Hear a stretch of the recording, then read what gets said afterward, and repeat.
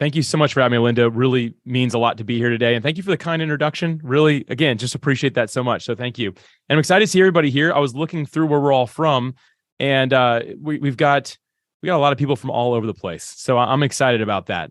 We're not all in Florida like me. We're all kind of all over the place. Is it still cold anywhere? Anyone want to raise their hand? Just show me. Is it still cold where anyone is? We got Jason, we got Janae, we got Larry. Okay. So apparently it's cold in some places still. I was outside today getting some sun during lunch. It was beautiful. Anyway, happy to be here with everybody today. As you probably got from the introduction here with Linda, is that everything I do is podcasting. So that's my life through and through. Like that's what I've devoted my full time and attention to.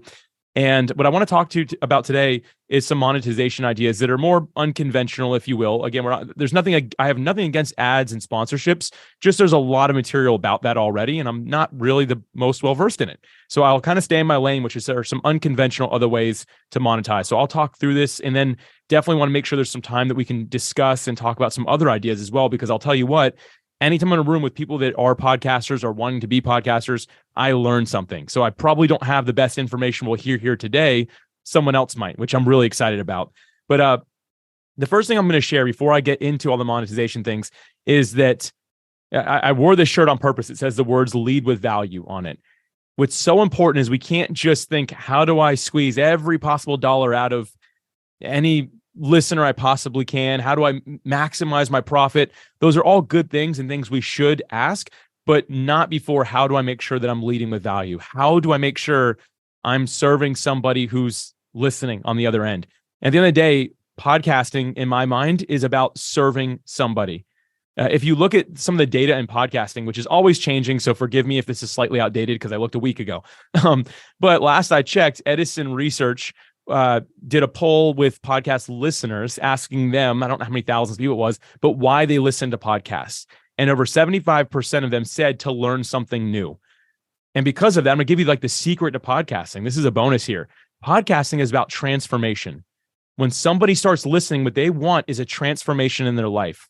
Now, if you have a comedy podcast, true crime, they're looking to laugh. That's a transformation they want. They want more happiness or joy in their life. If it's something like true crime, they're looking to get into a deeper story arc, something that can get their mind thinking, right? If you're doing an interview show that's purely educational, they're able to be educated and, again, learn something from it. If that many people are listening to podcasts to actually learn and implement something new in their life, they're looking for transformation. And our primary objectives as creators has to be to lead with value, to serve those people in that transformation they're looking for. And I'm a firm believer that happens just one listener at a time. It's not going to happen at the masses and things like that. And it might, but at the end of the day, if we ever lose the perspective, I'm doing this for the one person who needs me most, I think our value begins to diminish. And so the way I always say is I do for one every day what I wish I could do for all. I wish that this talk today would be impactful for everyone in this room. Chances are there's probably one person who really needs to hear what I'm going to share today. But you know what? That's okay. If I can impact the one life today that I'm supposed to impact, then tomorrow I'll do it again. I'll do my best every single day. So again, I want to make sure I start off with that because we're going to talk about monetization, but monetization should be our focus and our almost award, if you will, for the value that we're adding and the way we're showing and serving people. And so for a lot of us, when we think monetization, we immediately think, how do I get money? What do I do? What do I do? Right? It should be natural. It should be organic. It should be an extension of the value you're already adding. Somebody listening says, you know what? I really enjoy Lindsay a lot because Lindsay's using that Rodecaster Pro, even though it's not the new one, it's the old one. We talked before we got started. Sorry. But the point is they might say, you know what else does Lindsay have? Because I'm so curious. That's when you've earned the opportunity to monetize in a way that, again, is going to serve and add a lot of value. So I'm going to go through some ideas here, and I encourage you all to take notes. And again, I'm going to follow Linda's lead here on when we can ask questions and stuff like that. But I want to make sure that happens. Linda, I don't know if is it best to do that at the end? Do you like to do it during? Okay? So which is whenever it feels right to you, Alex. Please stop and open it up. Meanwhile, if you do have any questions, don't hesitate to add them to the chat. And Alex doesn't have to keep track of the chat. I will for him. So you're welcome to add anything into the chat. And then during breaks, we'll go through the questions. Thank you, Linda. Appreciate it. By the way, Leadership Global I know it's Leadership Global, but I've personally learned so much from Linda and from the organization that some of the nicest people I've ever met have come through it. So it's seriously an honor to be here. I could not be more thrilled about this. Anyway, here I am. I digress. We're going to get into it now. So I encourage you to take notes if you do have questions. And thanks, Linda, for the permission to kind of do that along the way. Use the reactions. And I think there's like a way to raise your hand. Yeah, raise hand in the reactions button. And then that way I can just call on you when I get to like a quick stopping point. We can kind of do it that way. Because what I don't want to have happen is me be like on my first point and you wait 40 minutes to ask me a question because you're like, I'm not even sure what it was about, right? Let's keep it all in context and stuff like that.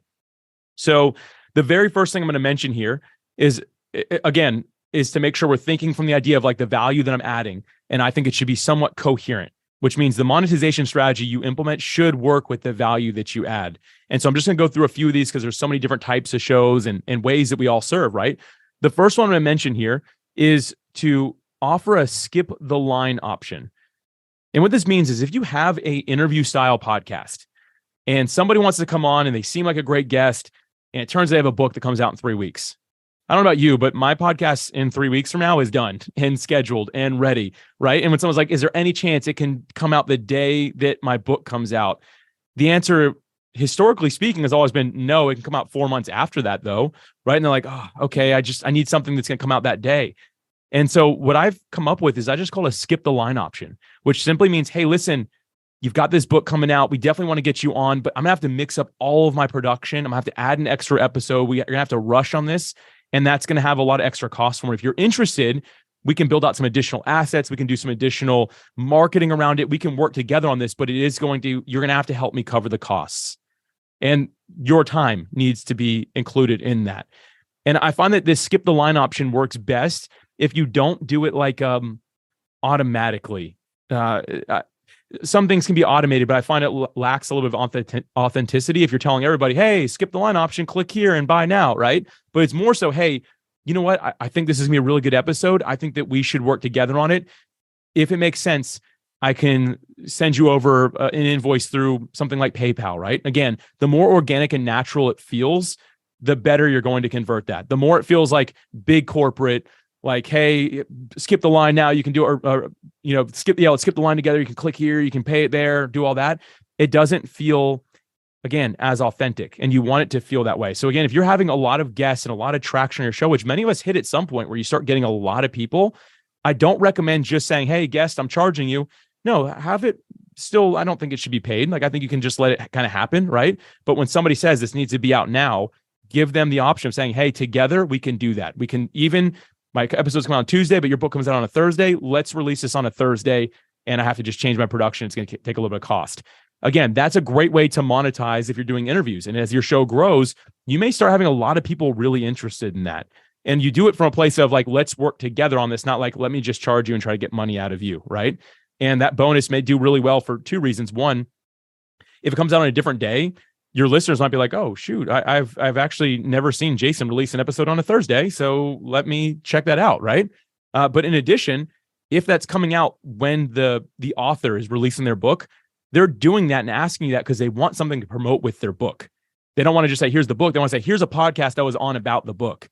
So it's going to give them the chance to also get out there and share about your show, which should organically bring their audience to you, because this is an announcement of a book is huge, right? So think about it that way. It may actually grow the show as well. So that's the first thing that I want to mention there. And Kelly, this is a great question. But I was just getting to this. What to charge? Thank you for asking that, Kelly. What to charge is always different depending on who your audience is, who it is you're serving, and it's really hard to know that. What I will say is do not undervalue yourself.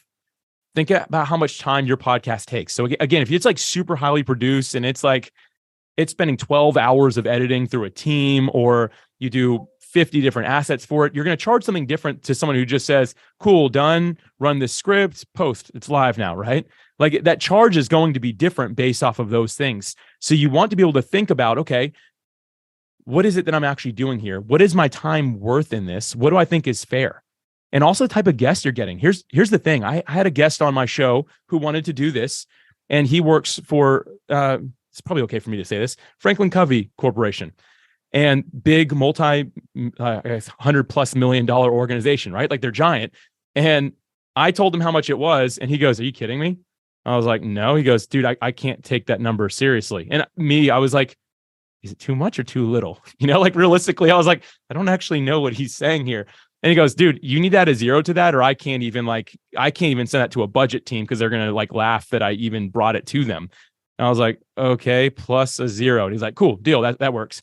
Right. So I'm not telling you to charge more based off of who it is, but if that is your typical client who comes on, or your typical guest, sorry, not client, your typical guest who comes on, keep that in mind. It's got to make sense in their head as something that can be taken seriously. Because if you're just talking to small indie people that are like, hey, it's my first book, I don't have any audience, I don't really have any cash, I did this whole thing self-published, and you tell them, hey, it's going to take me 4 hours, I need a couple $100 for it, they might be fine with that, right? And that might work or might be too much. And so I'm not saying always adjust it, but you have to really know who the guest is, what work you're putting into it, and what your time is worth. And unfortunately, we don't have time to unpack all that here. And I'm not really a leading expert in that as well, I will say. You will need to talk to a coach that can help you figure out, like, what is that your time really worth? And Linda's probably a lot better at that than I am. Maybe you'll bring her on at some point. So anyway, so that was a good point. Any other questions on that before I move on to the next one here? This is my excuse to get some water real quick. Okay. So we just talked about skipping the line, right? Giving that option to your guests. The next one is going along that same line is to offer a marketing boost. So to offer a marketing boost. And what this means is, again, with your guest who comes on your show, I recommend only doing this if the episode is really good, first off. Let me just say that. So if the episode is really good and you're like, man, I wish everyone who's in my niche could hear this, that's the one that you want to do this marketing boost idea with. And what that means is you're done with the episode and you say, Junaid, you have the coolest setup I've ever seen in my life. It's incredible, which is totally true, by the way. But you say that and you're like, this episode was so good, I want to get it in front of more people. Like, we've got to get in front of more people. You talked about your business on helping people set up their home studios. I think it's going to do really well with my listeners and hopefully even more people than that. Would you be interested in doing a marketing boost together? And what that means is saying, let's throw some ad dollars at this. Let's actually build out some assets that we promote on social media together. Junaid, I'm going to be the one to set it up. I'm going to keep 30% for myself because it's going to take me a lot of time and energy to do this. But do you have a budget you'd like to throw at this? You might find some people will be like, you know what? I've got some money at this. And I've got a friend, and he somebody dropped like $100 with him to do this. And now it did so well and converted so well that I don't know how much they do now, but for a little bit, they were doing $1 a day on social media, and it was bringing 10, 15 people to the podcast. So the bonus is, like, it brings a little bit of revenue, and that one's not a lot, right? But it does grow the podcast as well. So if the episode's really good, offer this marketing boost idea. And again, like the last one, y'all are going to hear this trend. Make it feel natural and organic. Don't make it be an automatic email the second it's done and basically say, Sarah, great time today. Thanks for being here. Hey, if you'd like to market this podcast episode with me, click here and you can pay the invoice and we'll get it out to more people. No, it should be, hey, I really enjoyed this episode. My listeners are going to love this. How can we get in front of more people? I've got an idea. I think we can do some sort of marketing campaign together where it'll bring more people. And by the way, you did a great job pitching your own product and service in there. I think it will convert if we throw a little bit of dollars at it. And the thing is, if your guest comes back a month later and be like, you know what? I spent $500 with you to market that and I made 1,000. Tell them, hey, give me 1,000. Let's see if we can make 2,000 for you. Okay, let's see if we can make 3,000 for you, right? A lot of people that know this space really well will throw more at that because they can see the value in it for themselves and the value for the listenership. The big bonus there, once again, is it grows your show at the same time on somebody else's dollar in a way that you're serving together. I love the idea of a marketing boost. And if you're checking this out and you're like, hey, I'm not really sure how to do that, I'm going to drop a link. I should have had this link ready. I'm so sorry I didn't. But Mopod Boost, let me just make sure I got it. They're a company that really automates a lot of this. Mopod.com/maybe boost.mopod. Yeah. Okay, hold on. Always be prepared. I'm trying to do a good job here for you guys, but I was not quite there. All right. So I'm dropping that link in here, boost.mopod.com. These guys have a really great reputation, and you can kind of see exactly how this thing would work right there. Like, you can just go to that page, which open it for now, save it for a later type of thing. But that's a way to do it. If you're like, I have no idea how to run ads, fine. If you do, you can do them yourself. Or I know some people that are really good at running social media ads. So if you need an introduction, just reach out to me and they will crush it. Like, they're so good at it. Right. And then again, keep the margin for yourself because that's the way that you can monetize your show. Any questions on this one before we move on here?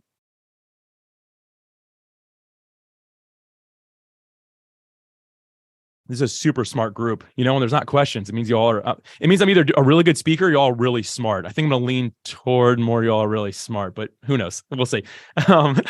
So the next one here is to keep on the trend of guests here, is to turn your guest into a customer. this is becoming a really popular one.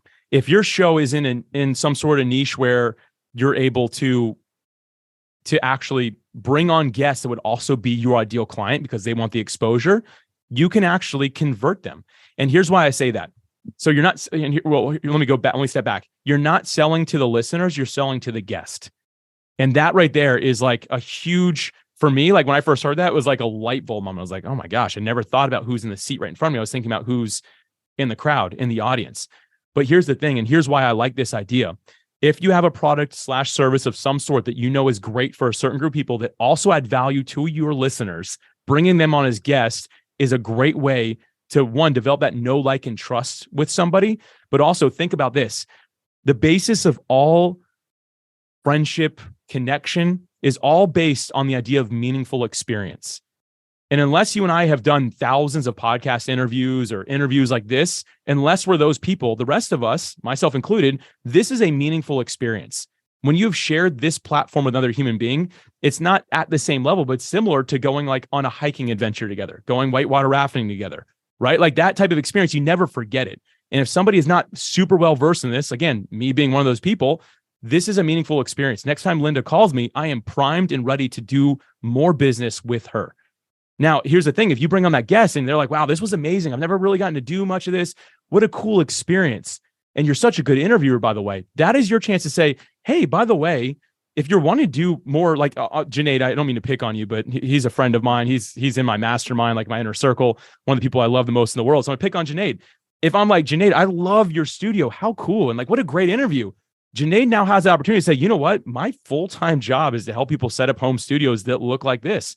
Would you be interested in setting up another call in a couple of weeks for 10, 15 minutes to talk about it? I can still say no, but if I really like it and I really like Junaid, I'm not like, well, let me go find someone else who does it. No, now I'm like, absolutely. We have this connection. We're going to be able to do this together. And that's just one of many examples of how that can work.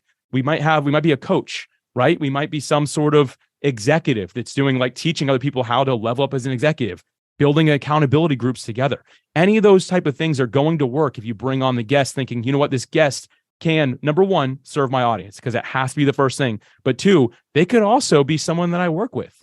So think about that. You can make a way to actually convert your guests into customers. Does anybody have any question on that one before I move on?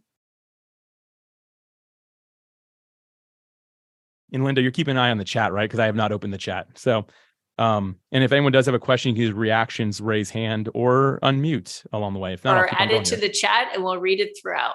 Yeah, that's true too. Thank you. All right. Somebody did raise their hand. Yeah, I have a question. Yeah. So, and I don't want to digress from your presentation. I don't have any podcasts yet. So could you, at some point, are you going to talk more about guests, like how you get guests, or is that off topic? It's a little bit off topic, but I will definitely chat with you about that. So you're starting a podcast? Is that what you're saying? Like yes. Oh, congrats. That's exciting. Can't wait to hear all about that.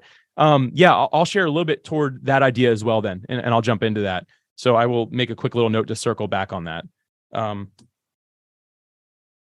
Cool. I got that. So we will circle back to that. So thank you for bringing that up and let me know where you're at in your journey. I'm excited to hear what your podcast is. So I'll ask you that in a little bit as well. So cool. And then Larry, hey, how are you? Good to see you, by the way. Hey, good, Alex. Same here. Listen, great comments so far. Really enjoying it. You know, I love this idea of making your guest your customer. But, you know, I'm just, as you're talking, I'm trying to figure out, how do you do that in a way that really is authentic, comes across in a low-key way that you're not, it doesn't sound like a self-serving promotion. It gets uncomfortable, you know, in the context of the conversation. What are some ways that you found to really make that pitch successful? And then it really does result in a potential sale. This is going to be my favorite question of the day, just so everyone knows. So, Larry, I don't know if there's prizes that Linda's giving out, but you get one. I love that's such an important point, because the thing is, if we switch to being like sleazy about it, like it just doesn't work and it turns people off and you kill what that meaningful experience was. It's like, let's use the example again, whitewater rafting adventure, at the end of it being like, by the way, I know I covered the cost, but pay up. This was going to cost you something. I didn't tell you that front, right? Like now, like they'll remember the experience and be like, oh man, it was so icky. Like I wish we would have known that up front, right? So it's important to make sure that you, like Larry's saying, like you have some authenticity in it. What I have found that when this is actually what one of a sales expert, her name's Alicia, that I trust. She's another person in my mastermind who's just brilliant. She talks about if it's truly a match, then it's not really selling, because it just makes so much sense. There's so much alignment. So what you might find is during the interview, okay, this doesn't actually work. Going back to Janae's example, if he's talking to someone that's like, I don't have any money to podcast, and this is probably one of the only ones I'm going to do. The worst thing Janae could do at the end is be like, you need a home studio, because they just pre-disqualified themselves, right? But if they're on the interview and they're like, you know what, I'm going to try to do 100 interviews this year. Now it's not a sales thing anymore. It's now, hey, I've got the solution to what you're looking for, I think. And I'm all about like no pressure sales. Like there might be a place for that, but for me, like I always feel uncomfortable when someone starts trying to sell me like really hard on something. I'm like, man, let me look at this first, like, no, I'm not going to sign right now. So it's just a matter of continuing that relationship and seeing where it can go, and even adding additional value after the fact. There's been a lot of people that have done that with me that I now actually work with, and they straight up said, hey, really enjoy the time. You did mention this, and that's exactly what I do. Do you mind if I just do a free consultation on your personal brand on Facebook? Because he talked about not really knowing how to manage your Facebook. And I was like, yeah, that'd be great. End up paying these people later to help me actually do it all, because they were just willing to. Again, they led with value and showed me that they cared. And again, when it actually makes sense as a match, then it's not really selling at that point. Does that kind of answer the question, Larry? Yeah. So look for a shared benefit, shared value, Correct. where you can offer something, and then they see it as a natural fit. So then it attracts them toward a potential transaction. That's exactly it. Yeah, that's great. Yeah, cool. Great. Yeah. No problem. Cool. Anybody else? If not, I'm going to keep on moving here. All right. So I'm going to go to, I'll circle back to some other ideas here, but one I want to jump to real quick to kind of mix it up, some variety here, is to talk about talking to people who are interested in podcasting. So there's two options here. One is the person who comes on your show or that listens to your show that's like, oh, I really want to start a podcast. You can help them do that. Or if you don't want to help them do that, but you know a little bit more than they do, you can point them in the direction of somebody who actually is like a podcast coach of some sort, and just work on affiliate commission with them, right? Saying, hey, I can help you get started, but then I'm going to pass you off to this person who is the person I trust. That way you're not doing like the whole step of the thing, right? And like maybe deviating from what your business is. But you can charge someone for a consultation type call. You can say, hey, listen, how about 30 minutes? I charge, I don't know, $200 for 30 minutes or $100 for 30 minutes to spend with me. I'll run through your whole podcast idea. We can make sure that it's going to be a right fit. And then I can recommend some people that you can work with to actually get all implemented and done. You can easily do that again with a guest who says, I really want to start a podcast, or listeners reach out like, I really want to do some sort of show. That's a great option to be able to monetize.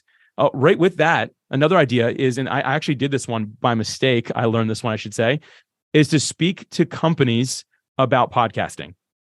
If you are a podcaster, you've done one episode, you know more than anyone who has 0 episodes, believe it or not. And I had a real estate office in my town, Jacksonville, Florida, call, and they said, hey, listen, you seem like you know a lot about podcasting. I'm like, some. And they're like, cool, will you come to our real estate office and talk to all our realtors who are interested in like what podcasting looks like for them as realtors, and just kind of give them some stats and some information. I was like, yeah, sure. Like, what do y'all think? And they're like, I don't know. How about $400 for 30 minutes? And I was like, this is like early on my podcasting game. I was like, done. I'll be there. I went, I delivered a lot of value because none of them had any questions. Like the first question I got asked was like, what is a podcast? I was like, I know the answer. I got it, right? They were all like soft, like little, like just like snowball. Like, here you go. Here's your question, just teeing it all up to make me look like an expert. And the thing is, I left that event with so much good feedback. I didn't do this, but the first thing I thought when I was going home, and this was when I was launching Podmatch, one of my first softwares, but I was thinking, I'm like, you know what? I could hire a virtual assistant, pay them $8 an hour, which is great money for them, and have them reach out to every real estate office in Jacksonville and say, hey, I just delivered a 30-minute presentation on podcasting. Would you and your realtors be interested in learning more about it? I could have done that in the financial industry. I could have done that. That goes all over the place. There's so many places where you can do that same thing, and it's almost sharing the same data. And so like, it's like, man, you could turn that into a business completely by doing that. And here's the thing. I don't want anyone to have imposter syndrome here. So what I'm going to share is when you're teaching somebody about podcasting or anything for that matter, here's the example I like to give. Imagine you're climbing like a really steep mountain, for lack of a better term, and you're on top of this huge boulder, and there's somebody just beneath the boulder who's like, can you help me up? What you do is you grab their hand and you pull them up to where you are. And that it adds more value than almost anything. If I was at the very top of that mountain and they're still below that boulder and I'm yelling, hey, you want to move a little bit that way, then go this way, and then you can try to maneuver yourself up. And if that doesn't work, go back down, go this way. I'm too far to really impact somebody. True impact comes is when you can grab somebody and bring them to your level with the hope and dream that they're going to surpass you and keep on going on their own journey, right? And so for all of us, if we're struggling with a little bit of imposter syndrome, like, I don't think I can really help someone like strategize their podcast or talk to anyone about it, you can, because you know one step more than they do. And if you do, you can add value in that way. And that goes into literally anything I've found in my life. That's helped me a lot, like overcome imposter syndrome, which has always been a struggle for me personally. So I hope that that little bonus there adds some value to somebody here. But again, my point being on this one is we want to make sure that we think about, like, can I help someone else start a show or educate people in podcasting without taking a ton of my time, right? There's nothing wrong with doing a little bit of speaking about it though, because if you're like, oh, well, that's not really my brand, still bring a photographer with you and get some pictures of you speaking in front of groups. Doing that occasionally, at least, is not a bad thing. Like, that can actually be very beneficial for you and for your brand. Does anybody have any question on that? I know it's kind of like a twofold thing there. Does anyone have any questions on that one before I continue here? And by the way, Linda, how am I on time? Am I okay? Yes, sir. You are about halfway through. And we have Candy who has her hand up. Cool. Hey, Candy, how are you? I'm good. How are you? I'm great. It's good to see you. Thank you. You too. This is an interesting one because, like, I'm a bookkeeper. I teach people, how to be more profitable and everything, and then this concept of helping someone start a podcast. Like, I really think that's a great idea. But then how do you get someone to think about you helping them on that when you do something totally different for your actual business? Yeah, that's a good question. I'm all about tying it together. And you can't always, but in your case, you might be able to talk about how to start a podcast in the most profitable way possible or the most budget-friendly way possible, right? Would that make so? What is it that you do exactly, just so I can make sure I'm not misspeaking there? What, like, your focus is? Yeah, so I help clients with things they just have to do that they don't usually want to: bookkeeping, payroll, sales tax. But then we also teach people how to have better cash flow, be more profitable, that type of thing. Yeah, I mean, here's a thought. Instead of even helping somebody start a podcast, what if you help them understand how to turn? And I don't know if you do any of the legal side or can recommend that, but like, if you have a podcast and you don't, and it's somewhat business and you don't have an LLC, you're missing out on a ton of potential write-offs and stuff like that, which I believe you probably know. You could even coach someone on that and like be like, hey, you need to start an LLC. Here's how you do that. And here's how you can write off some of the elements of your podcasting journey. Even little things like that again, bring them back to what you're doing. Because here's the thing, if they start making money with their podcast, doing any of these methods we talk about, they officially need you at that point, right? I'll be real. My CPA loves and hates me. I get yelled at once a quarter, but I pay him once a quarter. So he's like, thanks for feeding my family. But I wouldn't be able to do anything I'm doing without his help. And I think that's going to be the same for you, Candy. So that's kind of the idea of how to spin it and kind of merge those two things together. Does that make sense? Or is that helpful? And if it's not, that's okay. I want to make sure I'm thank you. Right, I was trying to figure out how I would implement that, but I do something different. But thank you. Yeah. See if there's a way to combine the two. There might be some little approach that you can take that no one else does. And that's when you find a true niche that can add value to people. No way. Joshua Delp. Just so y'all know, this is one of my closest friends on the planet. We live very far from each other, but oh my gosh. What's up, bro? It's good to see you, man. Yo. Great stuff, man. This has been really value adding, especially as I'm slowly growing our podcast. One thing, I'm very interested in the idea of leveraging virtual assistants. I'm a pastor. I also own a small business. My wife owns a small business. Oh, and we got a podcast and a blog. So like, time and productivity of management is just like, that is kind of the cap we're experiencing at the moment. I've had good and bad experiences with doing VAs, and just even like, especially for the lower price point, which you mentioned, which sounds great. Especially, I'd love you to talk a little bit on one where you can source a good VA, any resources you trust, but also like, the example you mentioned of basically hire them as a Vector? Did you set up a contract? Just the way you went and structured that, and then any other ways you've leveraged VA to unleash some productivity. Yeah. It's a little bit off topic, but I mean, I feel like a good VA is a game changer. Oh, for sure. It increases your profit margin if it's good, for sure. Yeah, I'm gonna cover one more thing because it'll really naturally go into that. So Del, I'm gonna cover that one more thing, or Joshua. I call him Delp, just so y'all know. Like legitimately, like I was the best man at his wedding like a year and a half ago or whenever that was. Destination wedding, by the way, I recommend it. If I could go back and marry my wife again, I would do what Joshua did. So super fun. Anyway, I can't let my friendship with somebody take over here. So I'm going to get right back to that, Josh. What I want to talk about is one more idea here, and then the VA side of things will really roll into that, which virtual assistant side of things. So this last idea here that I have is what I actually do with my podcast right now, which is I turned it into a quarterly virtual event. So I produce 13 episodes through a virtual event that are my next 13 weeks of my podcast, one episode per week. And those run out the same week that I'm starting my next virtual event. And then the next 13 weeks, same thing. And I sell tickets to that virtual event. Now, some people are like, okay, well, I could just watch the replays for the next 13 weeks. You could, but when you're there, you're seeing it all live in a nice, like learning community driven environment. And beyond that, you're also able to actually connect with the guest. So the person that I'm having on my show is there to do live Q&A after we're done with the episode. And the way we do this is, in my favorite format, is I pre-record it. So no content that I'm using on my podcast is actually being recorded the day of the event. We will stream it so people can watch it. Me and the guests will do our introduction while we're there. I'll basically be like, hey, it's so good to see you here today. Wow, I just threw my mouse. I'm sorry. It's so good to see you here today, Sarah. Thanks for spending this time with me.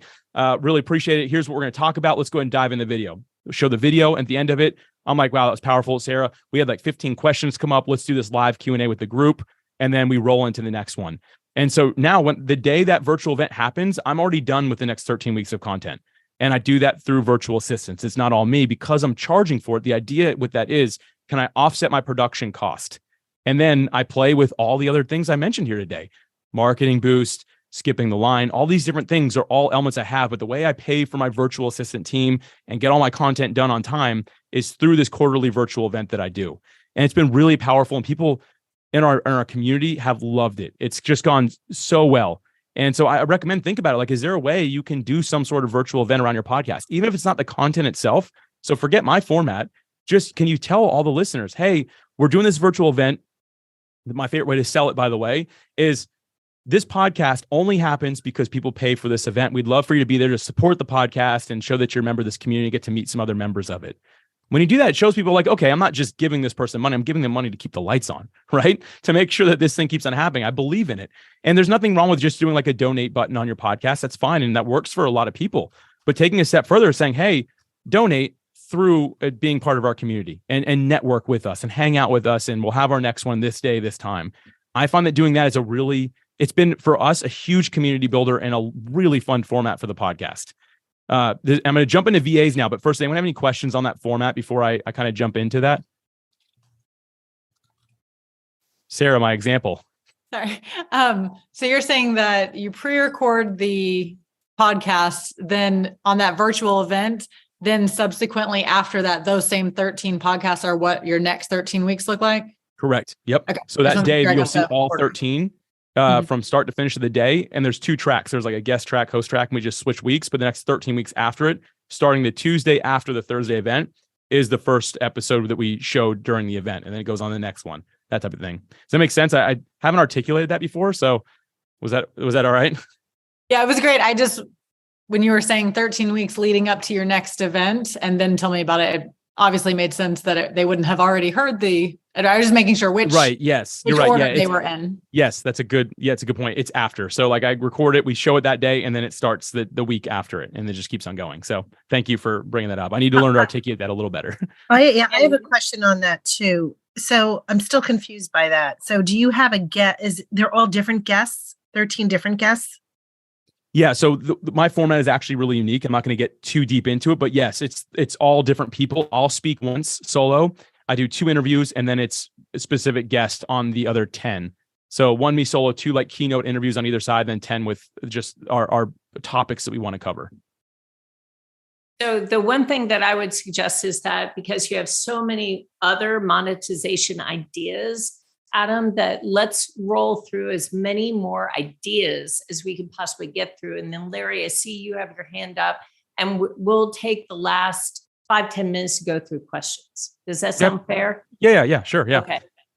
Because I do want to make sure I definitely want to circle back to the idea of guests and then also virtual assistants, because those two are key elements here. But I'll share one more thing that, again, kind of random here, but is to turn your prior podcast episodes into a book.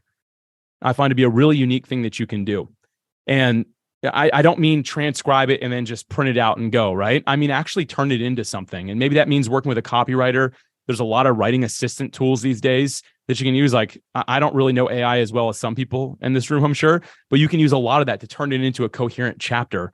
And that doesn't, I mean, my mind was blown when I used CapShow specifically. Like, I used it and I was like, oh my gosh, like, I'm not this good of a writer, right? Like, it does 80% of your work, but you just do a little bit more. But yeah, you can take your prior podcast interviews and say, hey, let's make a book out of this. And the thing is, I wouldn't just say, this is a book that I wrote, right? I would say, hey, guests, do you want to be featured in this? I'm going to need help covering the costs, right? I'm going to need you to show me that you're in. It's going to be, I had somebody that did this with me. I was a co-author in a book. They needed $400 from me to basically be like, hey, show us that you're in. We're going to use your chapter. We'll send it to you. Make sure you like it. We'll ask you some follow-up questions on it and we'll get the content. $400. And now I'm a co-author of a book. Like, that's huge, right? And like, I actually think that undersold a little bit. So my thing is, you might be able to come with a really good book on the topic that your audience is already interested in because they're listening to the podcast, in a additional resource / format they like, while paying for it through your actual guest who's like, yes, I want to be a co-author of a book. That sounds great. So actually offering some sort of book that, again, just further drives home the points that you're already making in the podcast, I think can really go a long way. This is a form, like, if you don't like written content, don't do this unless you feel that you can bring the interest from the guest and get it paid for and then have someone else do it. Because I had some people like start this one, like, Alex, I'm miserable every single day. I'm like, then don't do it. Like, if you hate it, then please just keep on talking through a mic. Like, don't actually do it. But again, if you're like, well, I think maybe I'd like a little piece of it, not all of it. If you raise the funds first through the co-authors that are your past guests, you'll be able to fund it so you can have someone else actually run the project really well. And who knows, it might end up doing really well. And the next thing you do is you actually talk about it on the podcast. Here's a book. If you enjoy this show, we put together 20 of our favorite interviews in a slightly different format that you'll really enjoy learning from. People are going to eat that up. They're going to love that. I think it's a really interesting idea. All right. Any questions on that one? And then if not, I'll get into my last monetization idea here. All right, cool. So last one here I want to talk about, and this one's a little bit more internal. So this will go back to, my goodness, I remember the name. Like Diana. Was it Diana's question on guests, right? Diane's question. Sorry, I don't even know where you are on the screen. So if I could find you, I would. But anyway, your question about guests and stuff like that. So I am not here to sell my own services. I just don't really like to do that, but I'm going to talk about it because there's a monetization strategy built into it. So Podmatch, as Linda mentioned in the beginning, is something that me and a team created, and it's a way to connect guests and hosts together for interviews. So if you are a host and you're saying, I'm looking for a guest who can talk about X, it'll automatically connect you with that guest. And from there, you can make sure that everything aligns, like you're speaking the same language, like your time available to record goes well. You can message back and forth. You never ever exchange an email if you don't want to. For lack of a better term, it works just like a dating app, but instead of connecting for dates, it connects you for podcast interviews. That's what Podmatch does. One of the things that we wanted to do from day one was be able to serve people that are creators, the podcaster themselves. And because of this, we have a profit share built into it. So again, I'm not here to sell you on this. If you don't need this, don't do this one. If you're saying I need help finding guests and know where they're going to come from, this is a great solution for you to use. And in addition to that, you will actually drive revenue through it. Because again, we're basically saying, hey, we make this much. And I don't always share this number. I'll do it here because this is a trusted group, Treehouse of Trust, right? We take our profit, split it in half, and 50% of it goes back to creators. And we just divide that among the people that are actually using Podmatch to find their guests and actually releasing episodes. And that's important to us. And we always say you're not going to get rich doing that, but you should be able to offset your production cost and find your guests in a simpler, more automated way, right? And so that to us is really important to make sure that we have a way to actually pay the creator so they can continue creating. Because at the end of the day, it doesn't matter like if it's not getting out there, it doesn't matter, right? Like our knowledge inside our heads and not in a podcast isn't serving somebody, but there's a listener who needs that. So we want to make sure that we're part of helping that get out to people. So Diana, I'm sorry, I don't see you on the screen. I think you're still here though, but that's kind of the idea of finding guests, is using a tool like Podmatch, and do some research. There's other options. I'm obviously going to recommend my own, but go look around and see if there's something else that might make more sense for you. But the profit share is another monetization thing that I like to talk about. And any questions on that before I talk about VAs real quick now? Like I said, super smart group. I love it. So the virtual assistant side of things can work really well with you monetizing your podcast. And here's why: because you actually get to keep the main thing. If you're focused on being a podcaster, anytime you spend doing something like editing too much, right? Like if you're like me, I struggle with a little bit of perfectionism, right? So me editing is a terrible idea because I'm going to spend way too much time on it. So it was good for me to sub out. Some people, you might love it and you might not have that same problem, as I'll call it. So maybe it's fine for you to do. But in general, keeping the main thing is releasing podcast episodes. That's what it's about. So anything that you can find a way to delegate to a virtual assistant of some sort is going to be helpful. What I've done to make it work with virtual assistants, because I've had terrible ones and I've had really good ones. And the difference is two things. One, making sure you have a system and process in place. And this goes with all monetization, right? Like we don't want to just be like, oh, what did Alex talk about that one day? Oh, we talked about skip. Yeah, you want to skip the line, right? Like someone's gonna be like, what are you talking about? No, you want to have something here that says, okay, here's some monetization ideas. I can run through these ones. If this guest says this, I can do that, right?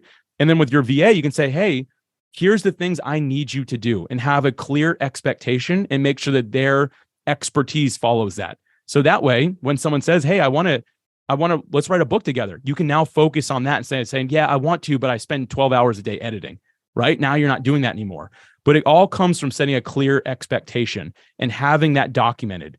So for me, we use Podcast SOP, which is one of our softwares, and I have 6 people on my team that run the podcast. I don't actually do anything other than check the content. I might not even do that anymore. I have to go look. See, it's on a list, so it's automated. I'm not even sure what I do with my own podcast because it's all just on there and it's assigned to people. The training is all on there. But the more of that you can do up front before hiring somebody, you can set that expectation really clearly up front.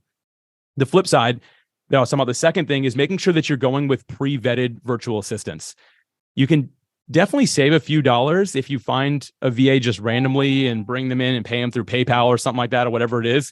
But I think that I don't know if I like that, because I think you have a lot higher chances of that not working out. So I pay a couple dollars extra. So I pay like $8, $9 instead of $6, right, for my virtual assistants. But I use a website, FreeUp. Let me grab a link to it real quick here. freeup.net. And they're pre-vetted, and that's what I like about it. So I'm dropping that in the chat right now. So freeup.net. And they're pre-vetted. So again, you can see their expertise. You can hire them there. They handle the payment back and forth. And I've not had any of them not work for me. Like I've kept all of them. I've been working with everyone I've been working with for years. It's on there now, as long as my expectation of what I want from them is clear. They deliver as long as I provide the direction that they need. So a lot of virtual assistants here, and by the way, like some of us, me at first, I was like, this feels wrong paying someone $8 an hour, knowing how hard they're working, because that doesn't work here. Until one day I got the great advice to say, hey, look at the conversion rate. They're in the Philippines. See how much money they're making in the Philippines. Our VAs are making what's equivalent to $200,000 here in the United States. So for me, feeling bad about only paying the $8 an hour, now I'm like, one of our guys, he bought like multiple houses and went on like 6 vacations a year when he started working with us. I'm like, shouldn't feel bad. He's living like a king and really happy with the work, right? Like, so again, don't feel like, oh, I'm just like ripping somebody off and they're not able to eat. No, they're probably living like a king where they're at because of the conversion rate of the dollar to whatever their currency might be. So I had to get over that. Now I actually know that like this, like we were able to see their lives change. Like one of our, and this is the last thing I'll share on this, one of our virtual assistants, she was able to have her dream wedding. She sent us a video from it. And when I say her dream wedding was like, I didn't know what to expect because she's in the Philippines.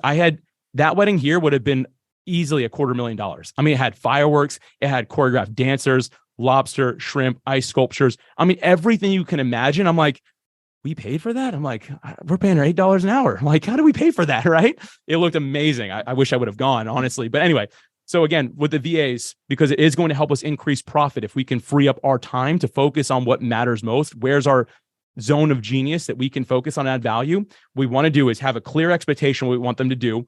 And on the flip side, we want to make sure that they are pre-vetted by somebody else saying, this person is going to do a good job for you. So you can keep your hands out of all the mess of it, right? So I think it's a great idea to actually form a book out of the podcast. And I was thinking, and I think Linda alluded to that, it's just a transcript, or do you go back and make changes? Do you get their approval? I mean, I was kind of looking more for the process of doing that, because it sounds like a simple way to generate the generate the content, and then it's kind of the best of the best. So you're really consolidating all the best episodes, and I would think that'd be very attractive to your listening audience.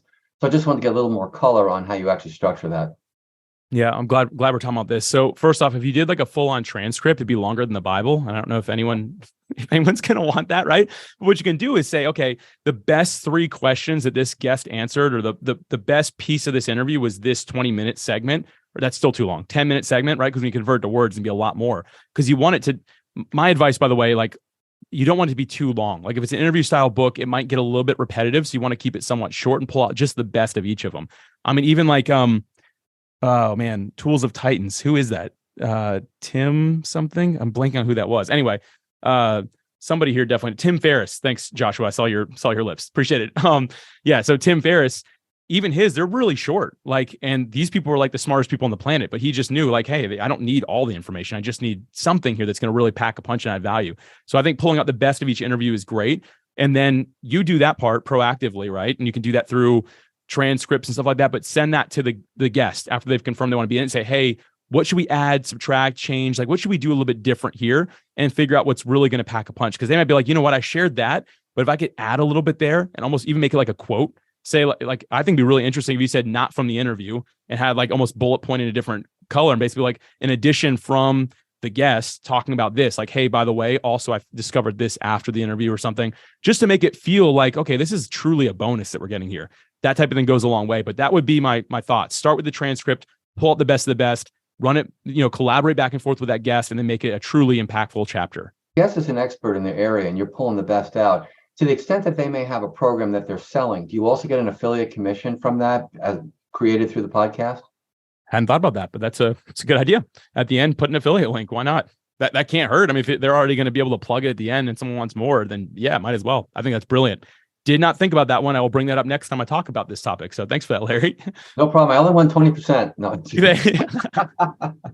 All right. And Elise said, Alex, are you saying that your VA actually edits your podcasts? Yes, I have someone who edits my podcast. Yep. All right. And Lindsay said, does the discount go towards upgrading the account type if applicable? And I see it in the chat now. Sorry, I wasn't following the chat. No, so it was just I'm sorry I had put that in. I was just curious. I thought I was doing it to the whole group, and it wasn't. It was Linda. But no, because I know that there's different like levels within. I didn't know if that applies. It wasn't necessarily a question for me. It was for everybody, but just was wondering about that as well. Yeah, I'm not the expert on that side of things. I delegate a lot of my work. Alicia's the one to ask, my wife, who handles that side of things. But I think that as long as you're using the Leadership Global, it should automatically apply, I believe. And sometimes we have some software changes. So that the discount for Leadership Global, yes, there's a 45% discount to any Podmatch membership that you join. So you can join as a podcaster, as a podcast guest, or both. And so depending on what you purchase within Podmatch, you receive a 45% discount if you use the Leadership Global code that Alex was kind enough to create for the members of Leadership Global. So we're extending that to everyone who is joining today's call if you're not already a member of Podmatch. And real quick on that, if you're a legacy member, you've been with it for a while, you won't, if that discount is more than your current, like when you got in, you're not going to see it, because it's not gonna be like, hey, you pay 50% more. Because some people have been with us for like 3 years and we launched for like $5. We don't know, right? So it's not going to like bump it way up. So that's the disclaimer, which we just recently discovered. All right. Love that. Okay. Mike said you can load your transcripts into Chat GPT or any kind of similar AI service and ask it to actually summarize and pull out highlighted quotes. So that could be really helpful too.